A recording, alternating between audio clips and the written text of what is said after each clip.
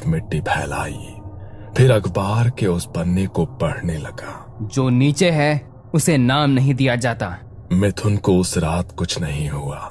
बस जाते वक्त उसे लगा कुएं की दीवारें थोड़ी और पास आ गई हैं। मिथुन ने पहले ही दिन विधि का सारा सामान कुएं में रख दिया था।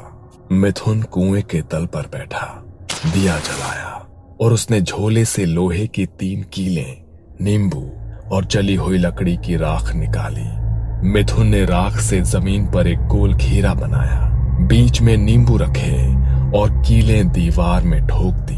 हर कील के साथ कुएं में गूंज बढ़ती गई। उस रात उसे पहली बार लगा जैसे कोई नीचे से उसे देख रहा है। तीसरी रात उसने एक काली चुनरी, तेल की शीशी और वही अधूरा मंत्र बाहर निकाला, और जैसे ही उसने मंत्र दोहराया कुएं के अंदर से आवाज आई।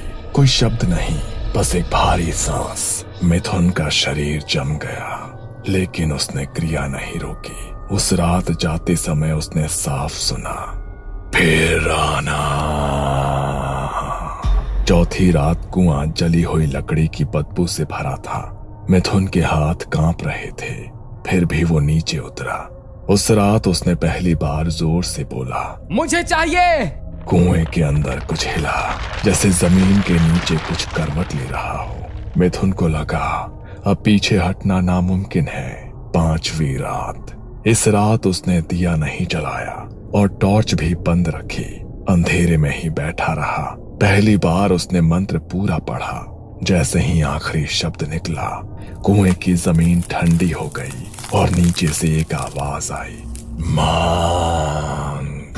मिथुन की आवाज फटी, पैसा, ताकत, आसान जिंदगी।